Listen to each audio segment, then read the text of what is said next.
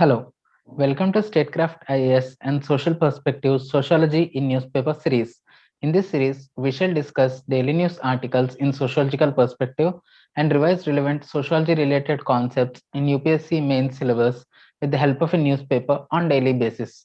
In today's video, we have an article talking about an MBA graduate who created fake grocery and furniture websites and have cheated people and have taken money from them. This article directly takes us to R.K. Merton's conformity and deviance concept because this is a kind of deviance from the general institutional means or cultural goals. This particular person who is an MBA graduate who has used his educational background or knowledge he has attained through his academics and has cheated people. That means he has deviated from the usual societal norms rather than going for a job and settling by using that job. He has taken another route to earn money. That means easy money he was going after. R.K. Merton, in his conformity and deviance concept, also talks about state anomy. He says there are cultural goals for a society to attain, and there are institutional means to attain those cultural goals. Now, when there is unequal emphasis between these cultural goals and institutional means, there exists a situation called, that gives rise to a situation called state anomy. Now, here also, cultural goals of educated people are generally to get a good job or to set up a business and get settled in life by earning money in legitimate manner. Those are cultural goals. Now institutional means are nothing but earning money in legitimate manner. Settling in life is a cultural goal, and in earning money in legitimate manner is an institutional mean to reach that goal. Here however, that MBA graduate has laid more emphasis on cultural goal. That means settling in life and earning money, but he has given up institutional means for that. That means earning money in legitimate manner he has given up. He has chosen some easy money routes to get settled in life or to earn more money. That means he has given up institutional mean and he has laid more emphasis on his cultural goal. So there is an unequal emphasis between cultural goal and institutional mean. That results in a situation called state anomy, according to R.K. Merton. Now, there are five possible responses to state anomy. The first one is conformity. That means in this type of deviance, this is not deviance to be precise, this is just conforming. In this type of behavior, there is equal emphasis on cultural goals and institutional mean. That means people uh, lay emphasis both on cultural goals and institutional means. That means they do not give up any of these. Whereas in innovative kind of deviance, people lay more emphasis on cultural goals and they give up institutional means altogether. This article MBA graduate is a classic example of that, because he has other two cultural goal. That means get settling in life and earning money, but institutional means he has given up. That means earning in legitimate manner by getting into a job or by setting up a business, etc. Hence he has given up institutional mean, and he has chosen some other means. That means earning money through easy way by creating fake websites like fake shopping websites and attracting people. Now in this particular article he has created a similar website to that of bigbazaar.com. So this is just an innovative manner. This boy has created a new way to earn money. That means new way to reach that cultural goal. So this can be said as innovative kind of deviance. Now other kinds of deviance are ritualistic also. Whereas in ritualistic, cultural goals are given up, whereas people adhere to institutional means. They know that they cannot reach those cultural goals if they follow institutional means, but they do not like to give up those institutional means because they are somewhat principled, we can say. Ritualistic. Other kind of people are retreatists. These kind of people give up both cultural goals and institutional means, and they just retreat from the society.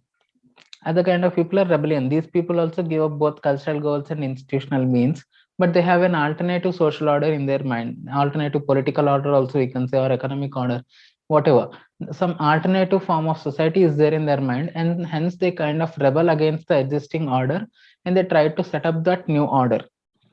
Now, further sociologists like Albert Cohen explains why this kind of deviance can be seen in some people and not everyone. Albert Cohen says this may be due to frustration. Now, this MBA graduate also might have got frustrated because of unemployment situation in the country, and he might have chosen some easy way to earn money because he might have some need might have had some need. So to serve those needs, as employment is not so rampant in society, he might have chosen some easy money routes to earn those money. Bernard Lander says it is due to social disorganization, because of lack of social rules and social control over the individual. This kind of deviances may happen, according to Bernard Lander. Now, Walter Miller says it may also be due to thrill also. Now, we cannot entirely say that particular man who was an MBA graduate, he has chosen that path only because he could not get any job in a reputed company, or that we cannot conclude like that. It may be out of just thrill also, according to Walter Miller. Now, Cloyd and Dolan say it is due to criminal subculture. Now, that kind of deviance or just not adhering to institutional means might have been there in his family or in his peer group, among his friends or among his relatives, etc. By looking every one of them or some of them, the boy might have got inspired to get those easy money through that route, and he might have chosen that route. That kind of deviance is due to criminal subculture, say Cloyd and Dolan. Now, David Mazza says it may be due to mood fatalism. Mood fatalism is nothing but a condition wherein individuals see everyone around them deviating against institutional means or cultural goals, and they too try to or opt to deviate from those goals, because they think, as everybody else is deviating, why only should I adhere to institutional means or cultural goals? What benefit do I get from that? Like this, they think, and they too kind of deviate from those institutional means and cultural goals. That kind of deviance or that kind of mental situation is called as mood fatalism, according to David Mazza. And this mood fatalism might have led them to deviate from the institutional means.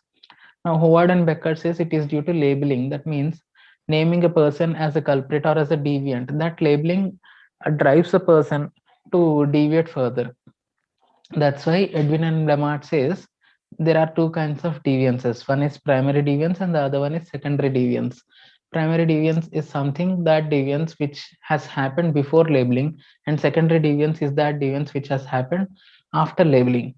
Now, these are some of the analysis by our sociologists to explain why that kind of deviance is seen in some of the individuals. Further, Talcott Parsons, in the Talcott Parsons perspective, this is a social action because that boy has done consciously. He has known what are the consequences of doing so. He knows that he will be get punished if any one of them complains against him. Despite knowing that, he has chosen to act in that manner. That means that that particular action done by that individual is a conscious action. He has done it consciously. That's why it can be termed as social action, according to Talcott Parsons. Now, Talcott Parsons says that social action is influenced not just by uh, value orientation, it is also influenced by motivational orientation also. That's why Parsons says fear of punishment will not always act as deterrent. Moral commitment is required, according to Talcott Parsons. Here also, that MBA graduate knows that he will be punished. He has that fear, but that was not enough to stop him from doing so. That means value orientation is there.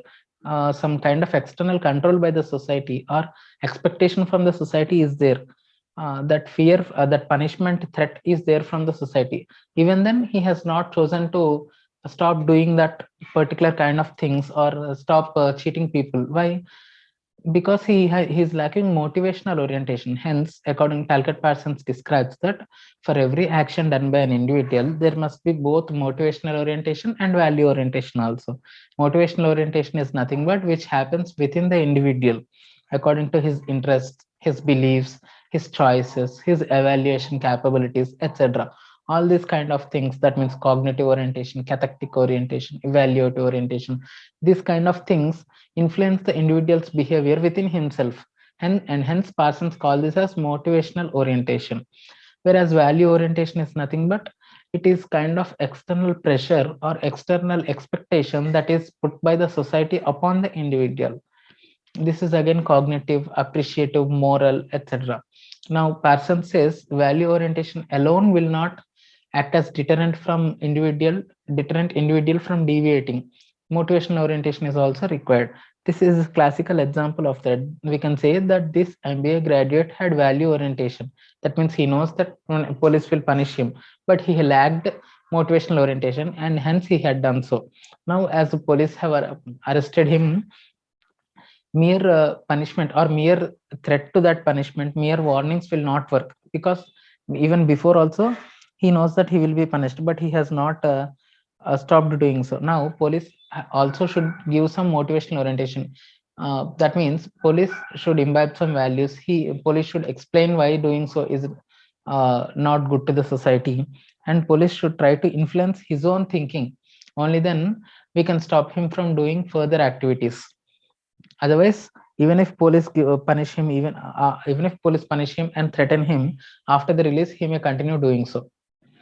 Hence, motivational orientation should be worked upon by the police using this sociological knowledge. Moving on to the next article, here we have something about tribals. The article says an embodiment of ethnic diversity of tribes. A school in agency brings four tribes together, leaves no child out in village. Before going into the contents of this article, let us revise our relevant sociology concept or sociology unit called Education and Social Change. We have a unit called Social Change in our paper 2, and under that, sorry, paper 1, and under that we have a chapter called Education and Social Change. We see education, benefits of education, like education invites social change, education has capacity to welcome change, education ensures equality of opportunity, education is moral agent. That means values like empathy and rational investigation are imbibed by the education. Education has economic role. Education fights orthodoxy, promotes liberal ideas, and education is means for social mobility also. Also, education accelerates the social change. Now, if you see the contents of the article, it says we together form the fabric of the diversity of tribes in Andhra Odisha tribal region. It is a temple of learning with zero out of school children, a rare feat in the agency. Agency means that area, agency area it is. And it further says we have realized the role of education in our lives. The role of education in our lives we have already studied. Education invites social change, etc. Now here it is, there is a statement saying it is a temple of learning with zero out of school children, a rare feat in the agency. That means that agency area has gone some kind of social change. Earlier, out of school children or school dropouts used to be very high. Now every tribe in that area is going to school. Every tribe kid in that area is going to school. Even girls are going to school according to this article. That means definitely a social change has taken place. And what was the reason for that social change? It is education in turn again. Only because those people have realized the importance of education, they have agreed to send their children to schools, even send their girls to schools.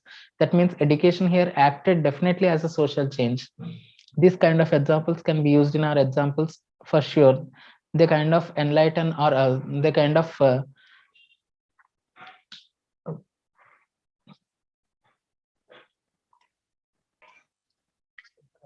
we were talking, this kind of examples can be used in exam because they definitely enrich our answers. Now, moving on further into this article, it says in their social life, each tribe follows its own traditions and cultural practices. An interesting feature of the school life is that the children are encouraged to sing the songs of their respective tribes. Children follow hygiene practices and dress up well. Women of the village deserve the credit for such changes. Now, these kind of changes happen in school. That's why we have some flag bearers of education under our sociological syllabus under the topic perspectives on education and social change. We have Sumner saying schools and the help in transmission of the modes of the group to the child. They help in learning what is approved and what is not in the society, how to behave in all kinds of cases, what is ought to be believed and respected is taught to the children through schools only. Durkheim says schools are epitomes of society. That means schools are miniature societies because children learn to respect norms of the society and be part of a larger group. They are agents of transmission of social norms. Education is the socialization of the younger generation. We have seen these tribes are getting socialized because all the tribes are coming together. We see here that schools are epitomes of ethnic diversity. Hence, all the tribes are coming together in that particular area and they're mingling with each other. That means socialization process is happening in those schools. That's why it is said by the Durkheim that education is the socialization of the younger generation. Education also helps in impartation of skills which sustain division of labor in society.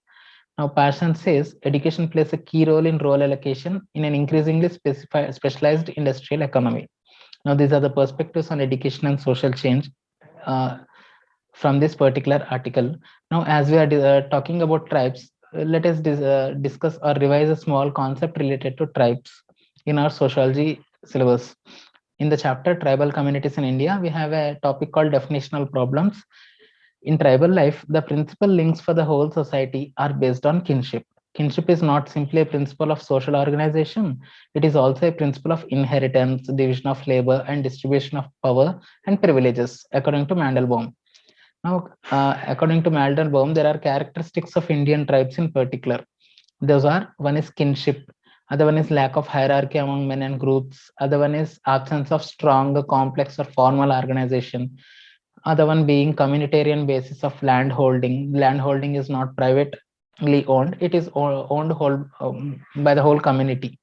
Other one is segmentary character, other one is little value on surplus accumulation, because they are not so concerned about surplus accumulation or luxury. They just earn whatever is needed for them and they just live by that happily. And the other one is psychological bent for enjoying life, can also be seen among the tribals. According to TB Naik, there are features of Indian tribes. One is least functional interdependence within the community. They are usually economically backward. Now, that economically backward feature can be changed because those tribals are also getting educated. They also can be interacted with the mainstream society, and they also can get respectful jobs, and they also can lift their whole community upward economically. Other feature is comparative geographical isolation is there. Now, this geographical isolation feature is also being erased because these people are getting educated and getting mingled into the mainstream society. Now, tribes have common dialect. Tribes have influential politically organized community panchayats. Tribes have their own customary laws. Now, what are common in general among tribes is their name. They have names in common. They have territory in common. Names we have seen here. Gond tribe is there. Some other four tribes are there particularly. That means among all of the tribal members in that particular tribe, they have name in common. They are collectively known by that tribal name. They have territory in common. They have language in common. They have their own language is seen. But here in this particular article, all the four tribes are taught in Telugu. That is a distinct feature again. That is a kind of socialization process again, because majority of the population in the state of Andhra Pradesh speaks Telugu. That's why teaching Telugu to those tribals is a kind of socialization technique, or trying to get those tribals get mingled in the mainstream society. Now they have culture in they have their unique culture in general. They practice endogamy. Political organization among them is also common among all the tribes. So that's all we have for today. We have revised tribal communities in India and education and social change from this particular article. If you like the content, please like, share, and subscribe to Statecraft IAS. If you have any criticisms or comments to talk about, please comment and let me know in the comment section. Thank you for listening. Have a nice day.